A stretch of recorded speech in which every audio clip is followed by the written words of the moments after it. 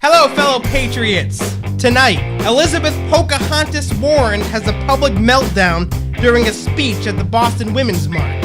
We will not build a stupid wall! And also, students across the country are protesting the presidency of Donald Trump. I'll educate them on what they should have been protesting for the past 8 years. This is Veley TV.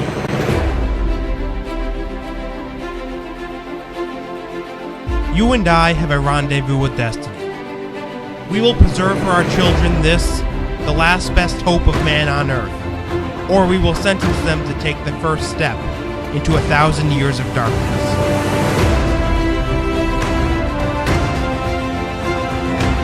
If we fail, at least let our children and our children's children say of us, we justified our brief moment here. We did all that could be done. Hello, my friends. Welcome to Veley TV. You know, I've been saying on radio for quite some time now that the modern-day Democrat Party is not the party that it was 4 or 5 decades ago. It's just not. It is no longer the JFK Democrat Party. The Democrats today are really on the fringe of the political spectrum. They are radical, they are extreme, and they want to do extreme things like fundamental transformation to this country. Look at the people who are currently leading the Democrat Party. You have people like Bernie Sanders, a self-described socialist who I happen to believe is actually a communist, who was able to get 45%, around 45% of Democrat support in the primaries. Believe it or not, he almost secured the nomination. If it weren't for Hillary Clinton, another nut job. Barack Obama, our last president, who thank God he's gone now, but for 8 years under Barack Obama, we've seen nothing but statism. We've seen nothing but radical leftism, top-down centralized government. He's a kook, Barack Obama. And what's worse is that Barack Obama not only is an extremist himself, but for really his entire life, he's surrounded himself with extremists. You have Jill Stein, who was another Democrat nominee, who was a whack job. I made the mistake one day, ladies and gentlemen, of going on Jill Stein's website and reading some of her policy proposals. She is out there. I mean, she's like on a different planet. The things that they propose, Jill Stein and others, the things that they want to do this to this country are really foreign proposals. It's not Americanism that they are trying to promote and advance. They are trying to promote socialism, forms of statism that really came and originated in Europe. It's not Americanism that they believe in. They can't stand Americanism. They can't stand our country and our traditions. They can't stand our Constitution. That is the modern-day Democrat Party. And then you have people like Elizabeth Warren. Elizabeth Warren is a freak. She's a complete and utter nut job. Talk about someone who's on the fringe of the political spectrum. This woman is whacked out. Ladies and gentlemen, she really is. She was speaking at the Boston Women's March. And of course, she was going into a big epic rant about how Donald Trump is a sexist and a racist, and how his idea to build a wall is a horrible idea. It's just pathetic. An embarrassing speech, a public meltdown. That's what it was. Take a look at this. We also believe that immigration makes us a stronger country. We will not build a stupid wall! Oh my gosh. We will not build a stupid wall. You see, when you do a Elizabeth Warren impersonation, you got to bob your head up and down like that to get the voice going like, we will not build a wall. That's how she talks. Listen again. We also believe that immigration makes us a stronger country. We will not build a stupid wall. She's like a 4-year-old having a temper tantrum, ladies and gentlemen. I mean, I think that's the best way to describe it. Now, in other words, what she's implying here is that those who want to build a wall, like myself, like Donald Trump, those who are actually in favor of border security, are somehow against immigration. I'm not against immigration. Donald Trump is not against immigration. I don't think the majority in fact, I don't think any conservatives in this country are against immigration. What we oppose, and I know this is very, very difficult for the left to get through their thick skulls, what we oppose is illegal immigration. Illegal immigration. We have nothing against people coming into this country the right way, people who actually want to assimilate, people who want to work and contribute to our society. That's good. That should be encouraged. Illegal immigration should be discouraged. We don't know who these people are. We don't know what their intentions are. Keep watching. And we will not tear millions of families apart. Not on our watch. We will not tear millions of families apart. This is the line that we always hear from the left, isn't it? Oh my God, how dare you? You want to tear families apart? No, we need they deserve to stay in this country. Don't deport them because we don't want to tear the families apart. May I ask a question? These people, the illegal aliens, came into this country knowing that what they were doing was against our existing immigration laws, didn't they? They knew it. They're the ones that took that chance. They're the ones who put their families in that situation to begin with.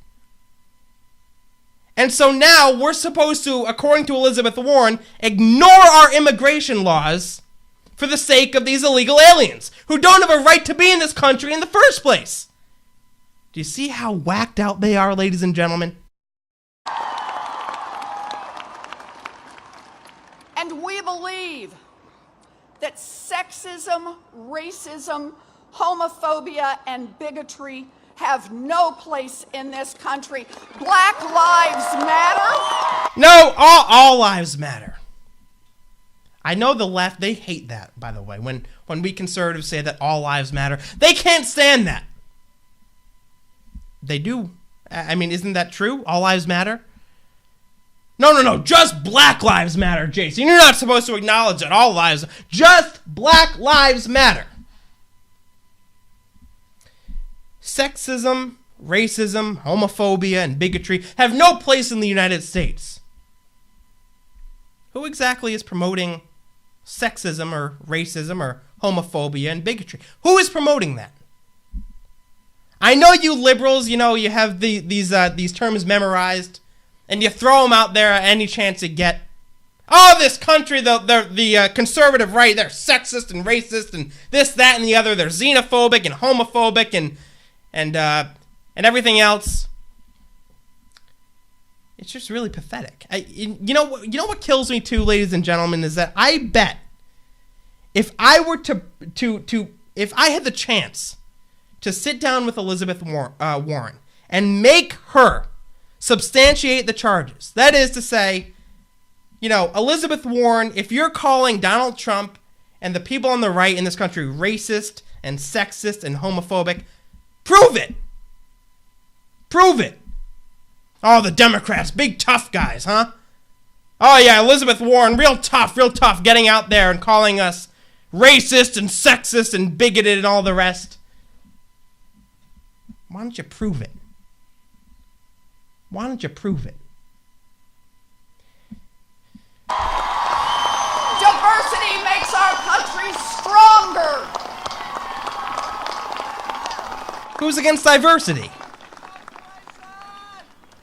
We believe that equal means equal. And that's true in the workplace, it's true in marriage, it's true every place. We will never stop fighting to ensure equality for all of our citizens. Which citizens are not being treated equally? Well, the minorities in this country, Jason, they're not being treated equally. How are they not being treated equally? In many cases, they're actually being treated better than non-minorities, for God's sakes. Well, women in the workplace, Jason, what about women? They're not getting paid equally. Actually, that those claims, there's several different studies out there that prove that's absolutely false. And as a matter of fact, there are laws in the books that prevent discrimination in the workplace based on gender, based on race. Maybe Elizabeth Warren should pick up one of these rule books and read about it. Read about our existing laws.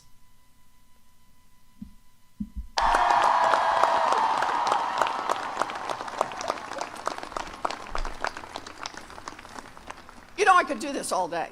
Well, please don't. Hey! But we gotta march. So I'm just gonna do one more that I cannot believe I have to do in 2017. We believe in equal pay for equal work and a woman's right to decisions over her own body. Oh, isn't she just a warrior, ladies? She is a warrior for women who are oppressed in this country, and she's a warrior for minorities who are oppressed in this country. Boy, where would this country be without Elizabeth Warren? My advice to her is to follow in the footsteps of Hillary Clinton. Where is Hillary Clinton? Does anybody know? I believe she's in some kind of underground bunker in upstate New York, hiding from society for the rest of her days. I think Elizabeth Warren should join her, because quite frankly, I've seen enough of her, and I'm pretty sure you guys have too. Well, folks, campusreform.org is easily one of my favorite websites in existence. And no, they're not paying me to say that. They're not, sponsoring this video. I promote them, and I'm sure you've heard me do it on the radio too, campusreform.org, because I believe in them. I believe in what they do. This is a website that reports on campus news and exposes liberal indoctrination in the classroom. Something that I have said for years needs to be a mainstream issue. But Campus Reform is reporting on some of these protests, these student protests that are happening across the country as a result of Donald Trump's inauguration. Students going crazy over this. Oh my God! We have a bigot as president of the United States. This is tyranny. This is fascism. Meanwhile, they said nothing about Barack Obama, who really was a tyrant. But Donald Trump, my God, we gotta protest. You know what we gotta do? We gotta organize a national walkout. Yeah, we'll just leave class. We'll walk out on a campus and we'll protest that way. That'll show them. This is an article that was posted on January 20th, Inauguration Day. Again, from campusreform.org. Universities across the country are preparing for a Trump presidency with a weekend of protests and walkouts, while others are shipping students all the way to D.C. to participate in the uproar. Now, ladies and gentlemen, you're watching this right now. It was originally posted on Monday night after the weekend. So, by the time you watch this video, all this that's in the article will actually be in the past. But I still want to read it to you just to kind of show you what's going on across the country. And what's going to continue, by the way, from the millennials. The following map, and I'll put it up on the screen here, demonstrates an unsurprising geographical distribution of anti-Trump protests, with the highest concentration of demonstrations on the east and west coasts, as campus reform has observed of anti-Trump protests in the past. The East and the West Coasts, very, very liberal areas of the country. No surprise there.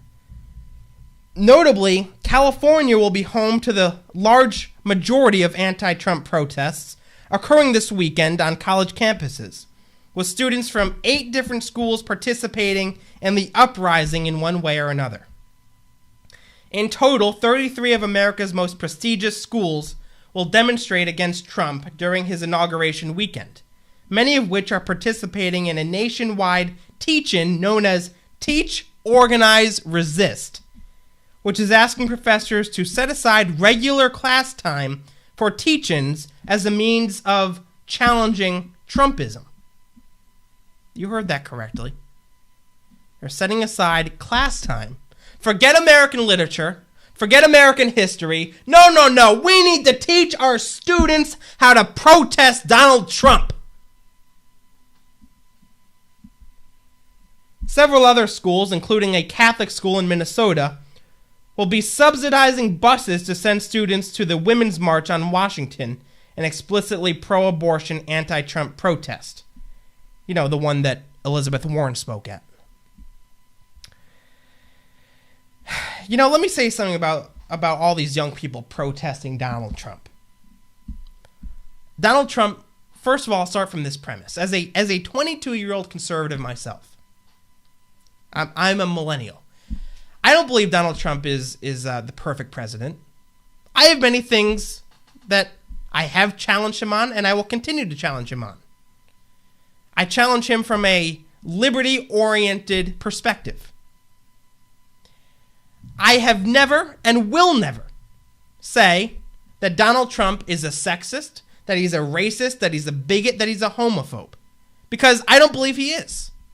I disagree with him on certain issues, but I believe deep down Trump is a good guy and he wants to do good things for this country. Now, all these fools out there, millennials, I'm talking to you. My generation, I'm talking to you. You're protesting this guy, Donald Trump, because you believe he's full of hate and you believe he's bigoted and you believe he's racist because you heard it come out of the mouth of Bill Maher or some other idiot on the news. You have no idea what you're protesting. You have absolutely no idea what you're doing. Most of these protesters who are upset about Donald Trump, these students, mark my words, I guarantee not many of them know a damn thing about politics, know a damn thing about how this country is run.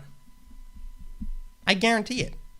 I bet most of them are protesting, again, because of what they've heard in the media, and again, from people like Bill Maher, and what the hell is the other guy's name? Well, you know, all the other libs. I can't. What the hell is that? The comedian guy, Jon Stewart. There we go. You can tell I don't really pay attention much to the talking heads on television, the lib media. And you know what's ironic, ladies and gentlemen, is that these students who are protesting Trump, I don't recall them ever protesting Barack Obama.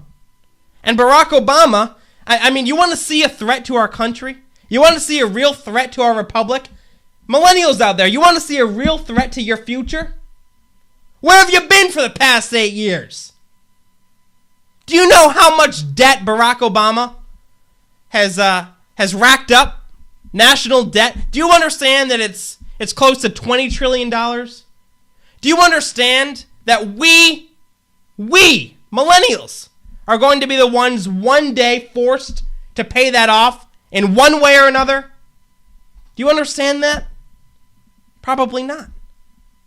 Do you understand that Barack Obama, with his endless regulations coming out of the EPA and the Energy Department and so forth, from unelected bureaucrats, do you understand how big of an impact that has had and will continue to have on the economy? Do you understand how Barack Obama's anti-free market agenda has impacted your ability to work and get jobs? You see, they probably don't understand any of this. All they know is that they've heard Donald Trump is a racist and a sexist and a bigot, and so they go out there and they protest. As a millennial, I can honestly say that my generation is in deep need of an education. Ladies and gentlemen, thank you very much for liking, commenting, and subscribing. Check out youthrevolt.org. I'll be back tomorrow night. Thanks for watching.